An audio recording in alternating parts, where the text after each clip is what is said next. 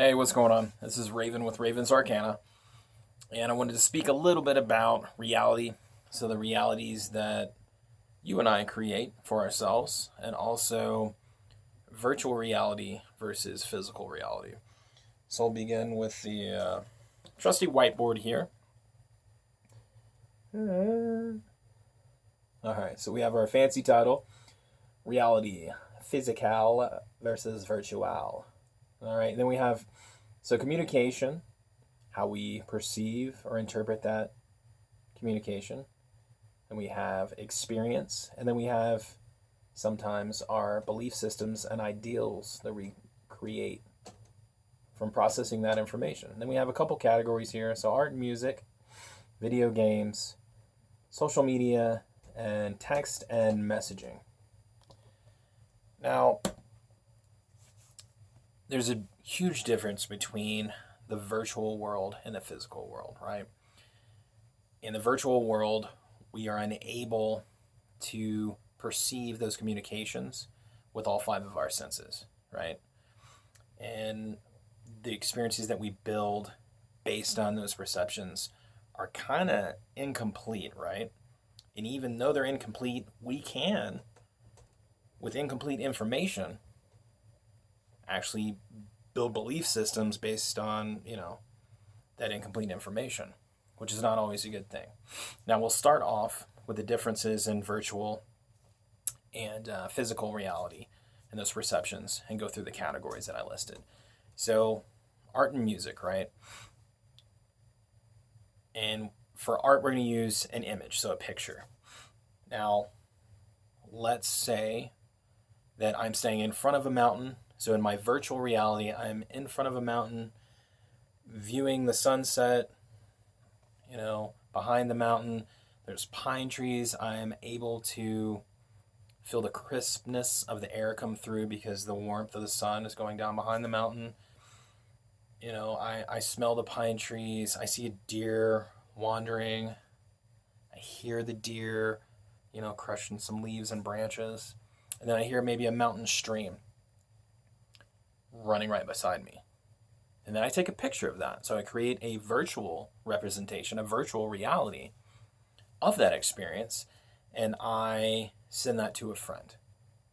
Now, their perception through that communication, through that virtual reality, the image, and their experience of that is completely different than mine. They are unable, like I said, to actually perceive that completely with all of their senses, right? And so they create actually an emotion, a feeling of what that mountain is based on, missing information. Now, it's a complete picture, but they don't have all of the aspects built that I would have had with all my five senses being engaged, right? I think we can agree that that's a good representation. Now, hopefully, that will trigger a memory of them being in the mountains as a child or on vacation, or at least inspire them to go have that physical experience, right? Music, we can use that the same way. So while there's tons of music, and I love music, I've been quoted as saying music is my life. I love it, right? And I love the ability to stream, download, share, go back and listen to anything that's almost ever been recorded ever and have that available to me. That is a virtual representation, right? Now, that is completely different than a physical representation, a physical reality. Why is that? I'll give you an example. So, I'm in Colorado. We have Red Rocks here. Never been to Red Rocks? Please go. It's amazing. It's an outdoor amphitheater. Best place I've ever been to enjoy a musical show, right? So I went and saw one of our favorite artists, who wasn't one of our favorite artists before I went, but because of that experience, because I remember the sun setting as the band began to play, I remember the wind actually blowing through my hair, us feeling chilly, my wife and I, and then that music, that emotion, everything around us, using all of our five senses to experience that. While that makes me want to buy everything that artist ever releases till the end of time,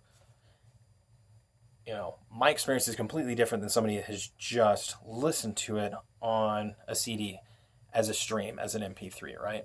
And hopefully, once again, it inspires that person to go see them live and actually fully engage all of your senses in that. And art's a little bit different. That's why I led with it, because art and music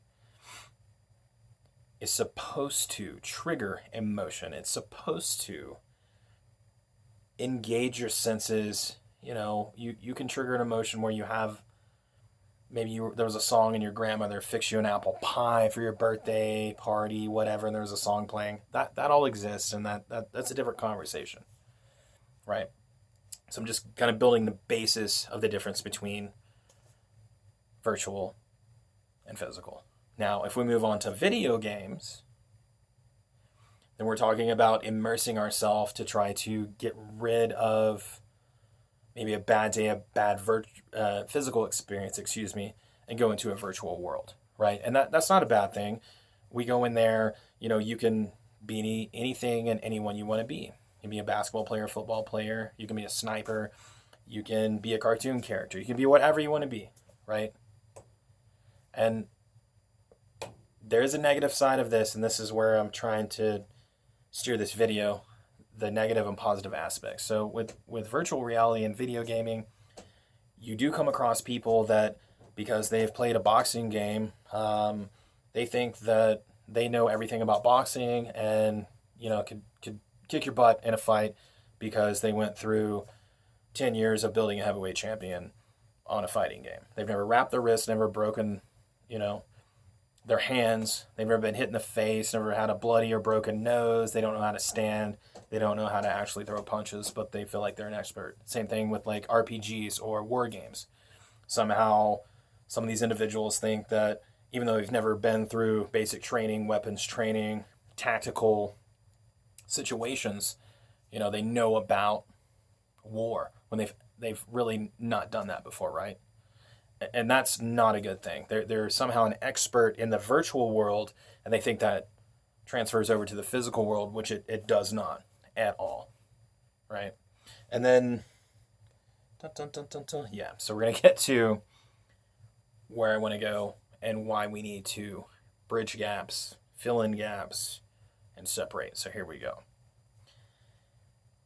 Texting and messaging is not the same as having a physical conversation where you can read someone's body language, where you can see their emotions on their face. So if they're angry, they might have a red face. They might have, if they're scared, their face might be flush. Your skin goes white.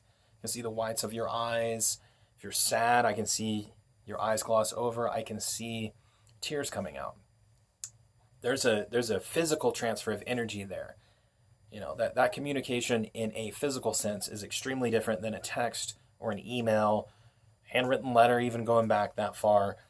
I don't think people can even sign their names anymore. They don't know cursive. Anyway, we won't go down that road. Not today. But, there's a difference between me telling you something in person, you seeing my body language, how my mouth forms the words, how my eyebrows and eyes look. If I'm angry, if I send you a text that says something like, you better come over.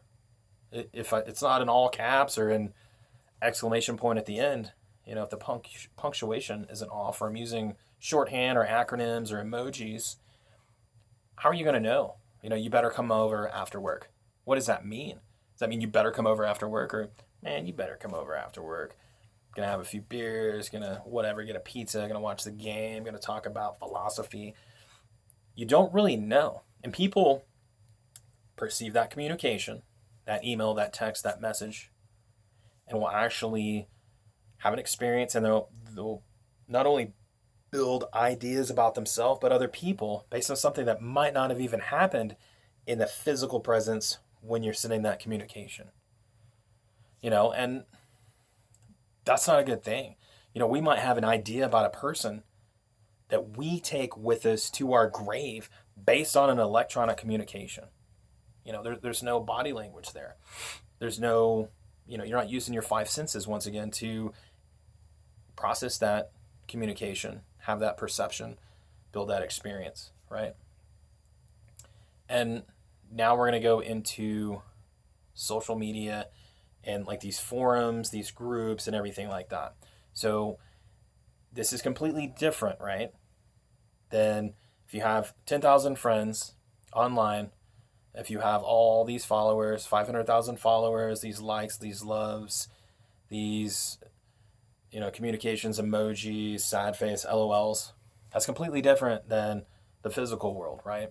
And I'm not saying it's all bad at all, but that's not the same as having a community get together, going to a charity event, having a barbecue, drinking beer in the garage, going to a bar, hanging out after work, having little cliques at work, group friends, right? Tribal, community, friendships. Your family is actually your friends. That's completely different. And we're confusing this as a whole, as a society, and as a civilization. And this is kind of where I'm getting to. That instead of filling in gaps in between these physical realities, we're actually creating a whole virtual existence, a whole virtual reality, when we only have little bits of physical reality in there. So we're filling in the gaps the wrong way. We are experiencing life, this whole existence, this planet, the people in it, nature, animals, all of it. There's people that are more interested in taking pictures of their food than actually enjoying a lovely meal. Once again, that's someone's art. The smells, the music in the background, the conversation you had in person on your date, on your business meeting, whatever, with that food is completely different than the picture on social media. We have to get rid of the overbearing virtual reality coming into existence and pushing back that physical reality. It is separating society, not only as a clan, as tribal communities, as the ability to have conversations, educate ourselves, raise our own children, have that bonding, that emotion, that real 5 cents bonding with other people, with nature, with animals, with all of it. We're doing that in a virtual world, and we flip the scripts. And honestly, I think it's been flipped on us. So it's not everyone's fault. I've fallen victim to it. I've been immersed in virtual reality, video games, everything, and not been able to experience life the way I should have in the past. And I still do, right? But we have to make changes. We have to go back to the community. We have to go back to the small groups, the actual friends, the actual, hugs, handshakes, and hooks sometimes, right? Some people need to get their ass kicked. The way people behave in a virtual reality is completely different than they would behave in a physical reality. They say things that you just wouldn't say to someone else's face, right? You behave a certain way. People behave a certain way. We need to get back, strip all this down, and fill in the gaps with the virtual. Send the pictures in between the vacations, right? Send the pictures of the pets and the kids growing up and the birthday parties and all this stuff to fill in the gaps between the times when you actually get together and have that physical bonding. That is important.